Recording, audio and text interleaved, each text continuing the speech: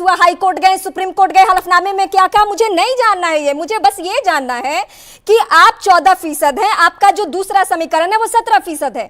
आप जब उम्मीदवारों की लिस्ट देते हैं तो कितना रखते हैं, आप जब मंत्रिमंडल विस्तार करते हैं तो कितना रखते हैं, मुझे ये जानना है। इसके अलावा मुझे कुछ नहीं जानना है आपसे।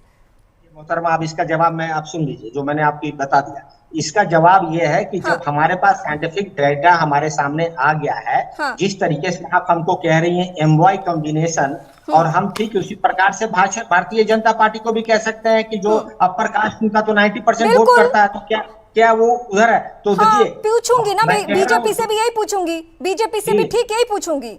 वो अब साइंटिफिक डाटा आ गया है, साइंटिफिक डाटा के तरफ जो हमारे माननीय लालू प्रसाद यादव जी, मैं सीधे संजय जी का रुख करूंगी। इस वक्त सेफोलॉजिस्ट मेरे साथ इस वक्त हैं, और संजय जी जब रिपोर्ट तैयार करते हैं तो हम सबसे ज्यादा जातियों पे बात करते हैं, विश्लेषण करते हैं और जातियों से बातचीत करके एक सर्वे रिपोर्ट तैयार करते हैं।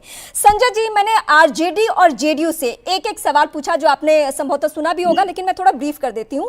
मैंने पूछा कि कुर्मी संख्या बहुत कम है यादव की तुलना में, तो क्या नीतीश कुमार को जितनी भागीदारी हिस्सेदारी वाली जो कोटेशन है, क्या उसके हिसाब से तब कुर्सी सीएम की दे देनी चाहिए जेडीयू को, माफ कीजिएगा आरजेडी को। और आरजेडी से मैंने ये सवाल पूछा कि आप एमवाई समीकरण में भी 17%, यानी जो आपका एम समीकरण है वो संख्या ज्यादा है, तो आपको उम्मीदवारों की लिस्ट उधर ज्यादा दे देनी चाहिए। क्या ये सवाल नहीं पूछी जानी चाहिए इन दोनों पार्टियों से? नहीं, आपने संख्या के हिसाब से हिस्सेदारी की बात की, लेकिन इस हिस्सेदारी का मतलब ये नहीं है कि आप सीएम की ही कुर्सी दे देंगे। लेकिन ये जरूर है कि हिस्सेदारी का सवाल बिल्कुल जायज है। जब 14% यादव है और 17% मुस्लिम समुदाय के लोग हैं बिहार में, तो पार्टियों से तो सवाल पूछना होगा, जो पार्टियां एमवाई समीकरण पर अपनी राजनीति करते हैं, कि क्या आप जब चुनाव टिकटों का बंटवारा होता है तो क्या आप संख्या के आधार पर टिकट देते हैं या नहीं देते हैं। तो ये सवाल तो जायज है, लेकिन सवाल क्या कि जिस जाति या समुदाय की सबसे ज्यादा हिस्सेदारी है, सीएम की कुर्सी से को मिलनी चाहिए, शायद मुझे लगता है ये शायद सवाल जायज नहीं है। लेकिन हाँ, हिस्सेदारी का सवाल अगर आप इस बात की तारीफदारी करते हैं तो ये होना चाहिए। ये सवाल मैंने इसलिए पूछा क्योंकि नीतीश कुमार एक अलग तरीके की स्ट्रैटेजी तैयार करते रहे हैं, और हालांकि बीच में उन्होंने, आपको याद होगा, जीतन राम मांझी के तौर पे उन्होंने एक प्रयोग किया भी था दलित सीएम बनाकर, लेकिन उसके बाद फिर उन्होंने कभी ये खतरा मोल नहीं लिया।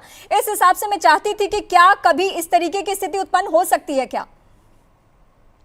नहीं, आपने कहा कि जीतन राम मांझी को उन्होंने सीएम बनाया था, लेकिन वो किस कंटेक्स्ट में बनाया था आपको ध्यान होगा।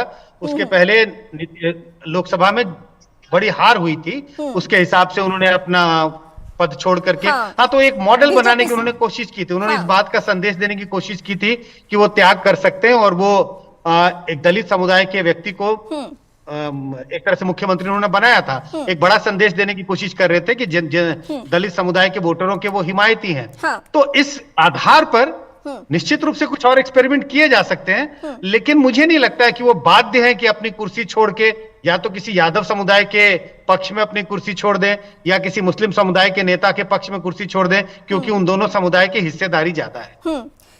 अब मुझे बीजेपी से यही सवाल पूछना है, आप लोग डायरेक्टली या इनडायरेक्टली इसको सपोर्ट ही कर रहे हैं कुंतल जी, तो कुंतल जी ये सवाल आपके पास भी आएगा, क्योंकि आरजेडी और जेडीयू जो मेरे साथ हैं उनका भी यही सवाल है कि अगर मैं उनसे पूछ रही हूं इन आंकड़ों को दिखा के, तो ये सवाल आपसे भी पूछा जाएगा कि 2024 में लोकसभा चुनाव है, 2025 में विधानसभा चुनाव है बिहार में, तो क्या आप इस आंकड़े के हिसाब से चलेंगे? जब आप सीटों का बंटवारा करेंगे तो क्या आप इसको ध्यान में रखेंगे?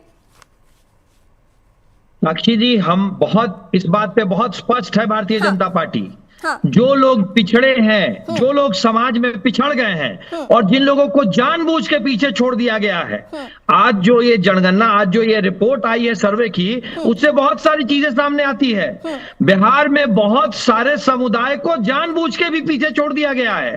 भारतीय जनता पार्टी उस सभी समुदाय के साथ खड़ी है, और भारतीय जनता पार्टी अपनी कथनी और करनी दोनों में पीछे जो छूट गए हैं उनको आगे लाने का काम कर रही है। मैं आपको एक छोटा सा उदाहरण बताता हूं। अभी हमें नेता प्रतिपक्ष बनाना था अपर हाउस में, नहीं, अभी तक तो आपसे सवाल पूछा जाता था सिर्फ ओबीसी को लेकर। हमने हरी सहनी साहब को बनाया।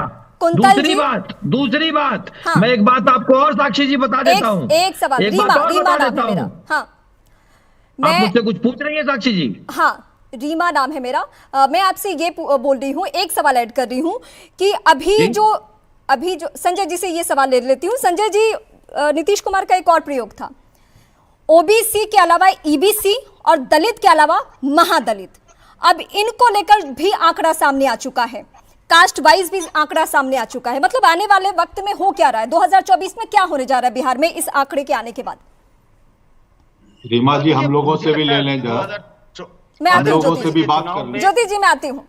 हाँ, मैं कह रहा था 2024 के चुनाव में ये ओबीसी की जो बात है वो चुनाव के बिल्कुल सेंटर में होगी, सिर्फ बिहार में ही नहीं, यूपी की राजनीति में भी और कुछ अन्य राज्यों में भी। आप देखें किस तरह से विपक्षी पार्टियां ओबीसी सेंसस के नाम पे गोलबंद हो रही हैं और अब तो उनके आंकड़े भी आ गए हैं। और जब महिला आरक्षण के तहत ओबीसी महिलाओं के आरक्षण की बात हुई थी तो बीजेपी उस पर बैक पर जाती हुई दिखाई पड़ रही थी और बीजेपी ने कई आंकड़े पेश किए ये बताने के लिए कि बीजेपी ओबीसी समुदाय की ज्यादा बड़ी हितैषी है। उन्होंने ये बताया कि कितने उनके एमपी ओबीसी समुदाय से हैं, कितने मंत्री ओबीसी समुदाय से हैं।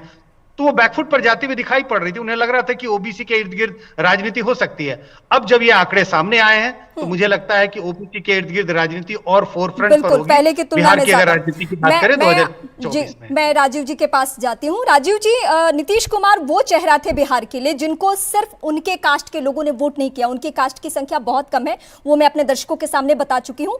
जो बिहार का एक पढ़ा लिखा वर्ग था उसमें सवर्ण भी आ रहे थे, उसमें ओबीसी, बीसी, दलित, महादलित, यहाँ तक कि दलितों के बस्ती में जाने पे मेरा 2-2 बार का चुनावी रिपोर्टिंग का अनुभव रहा है। तो वहां जाने पे आज भी लोग नीतीश कुमार का नाम लेते हैं, किसी और नेता का नाम नहीं लेते हैं। ये सच्चाई रही है। नीतीश कुमार के क्या कंधे पे जिम्मेदारी बढ़ चुकी है? क्योंकि अब उन्हें सिर्फ ओबीसी, ईबीसी को लेकर साथ नहीं चलना है, उन तमाम चेहरों को लेकर साथ चलना है जिन्होंने उन्हें नीतीश कुमार बनाया है। देखिए, निसंदेह नीतीश कुमार जी बिहार में एक ऐसे नेता के तौर पर याद किए जाए जिन्होंने अपने काम के दौरान समाज के सभी वर्गों को विकास की मुख्य धारा में लाने के प्रयास किए और उन जातियों को लेकर के निश्चित तौर पर उनकी प्राथमिकताएं ज्यादा स्पष्ट।